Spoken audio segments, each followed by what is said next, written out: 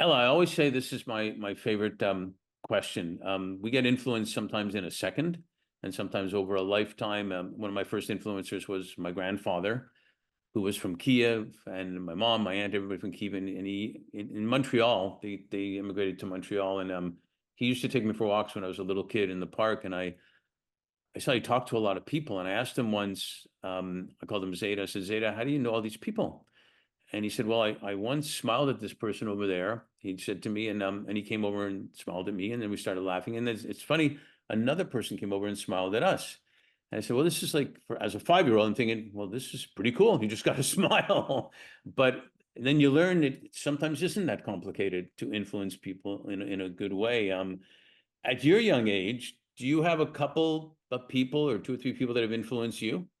Yeah, I would say the first person who has had a really big influence on my life was my fourth grade teacher, Natalie Babcock. She was a super influential figure. She really helped me to gain my confidence in math and in STEM.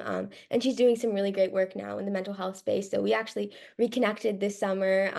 And yeah, it was super great to meet with her again after, so many years and have some really, deep conversations about mental health and hearing her perspective as an educator on the space. So she was definitely, a really influential figure in my life who was really helping me to, gain my confidence.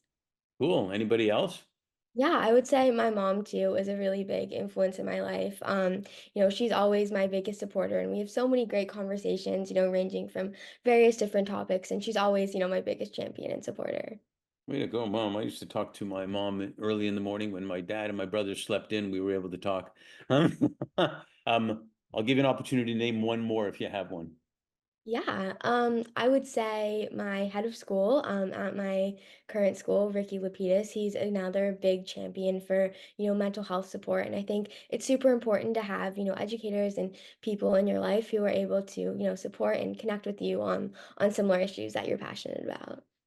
Awesome. You know what it teaches us is we're all influencing people, whether we know it or not.